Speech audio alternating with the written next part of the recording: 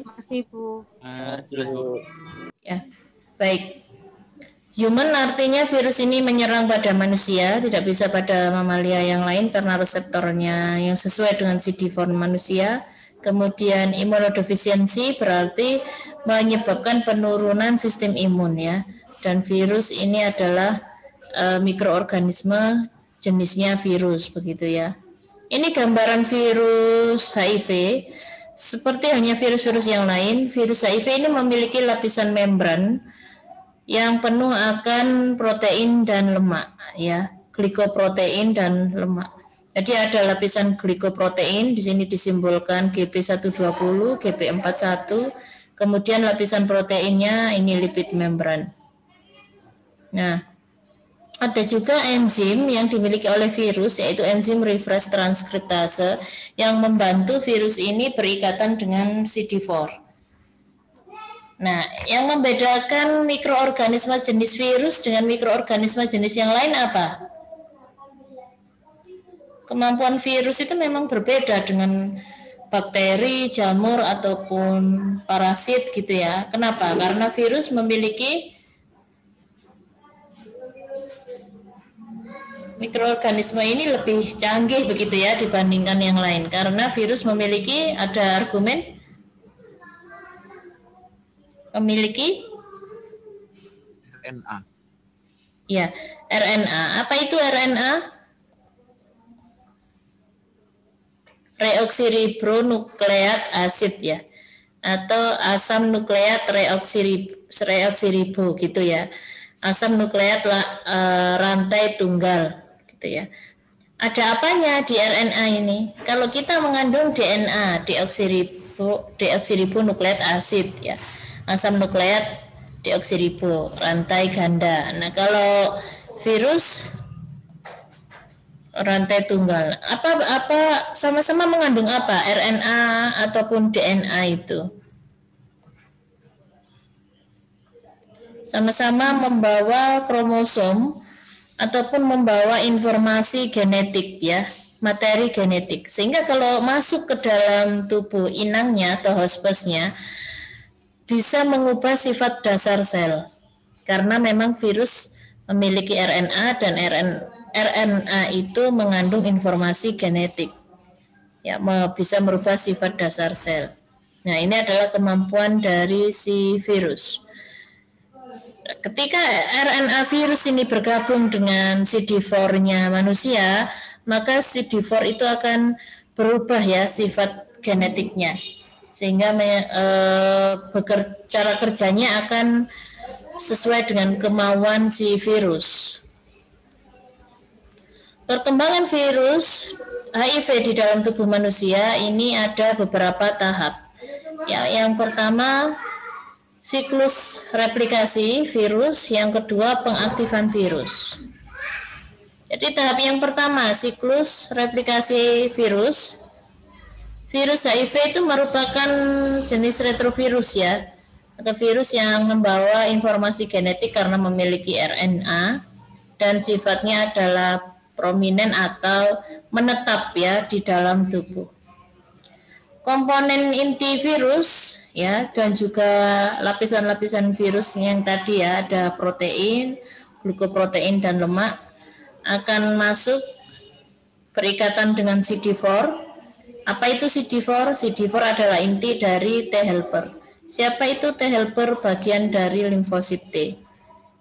Nah, siapa limfosit T? Bagian dari sel darah putih ya, atau leukosit. Nah, jadi di sini yang diserang oleh si virus adalah sel pertahanan tubuh. Ya, ibarat suatu negara yang diserang itu adalah militernya dulu.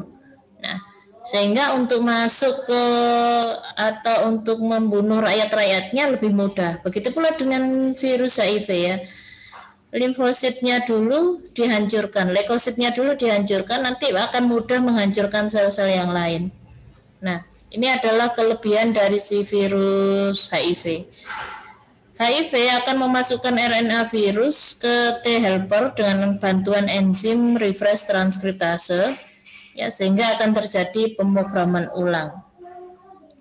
Ya, kalau tadinya T-helper itu hanya diprogram oleh DNA, sekarang T-helper diprogram oleh DNA manusia dan RNA-nya si virus.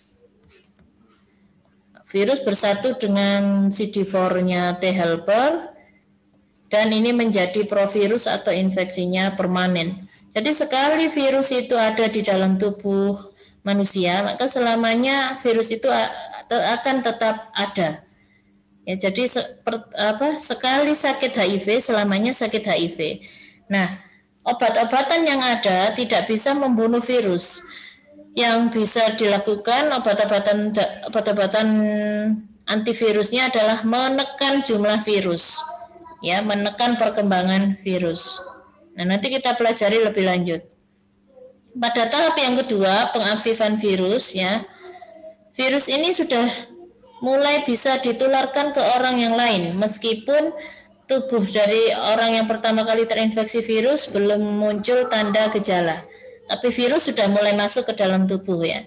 Hanya saja pasiennya belum muncul manifestasi klinis. Tapi ketika orang ini berhubungan seksual dengan orang lain, sudah bisa menularkan virus. Nah, penularan virus HIV ini bisa melalui apa saja? Ada argumen? Suntikan juga, Ibu. Suntikan, benar sekali, penggunaan jarum suntik. Nah, penggunaan jarum suntik di sini kalau untuk kesehatan ataupun injeksi, kalau saya rasa dimanapun sudah sesuai standar, ya, satu pasien satu jarum. Jadi kalau sudah digunakan injeksi, ya dibuang, ya, tidak digunakan untuk pasien yang lain. Ya, yang dimaksud di sini penggunaan jarum bergantian adalah pada kasus apa? Ros? Narkoba. Ya, Anissa, ya, pada kasus narkoba. Benar sekali, ya, pada kasus narkoba. Jadi memang pengguna narkoba itu merasakan sensasi yang berbeda ketika jenis narkoba yang digunakan adalah injection drug user, ya, atau IDU, narkoba jenis suntik. Kemudian sensasi yang berbeda juga ketika digunakan bersama-sama kelompoknya. Nah, itu, ya, yang diungkapkan oleh mereka. Nah, atau mereka berpersepsi bahwa daripada uangnya digunakan untuk memberi needle, ya, memberi jarum, maka sebaiknya digunakan untuk membeli obatnya, membeli obat-obatannya.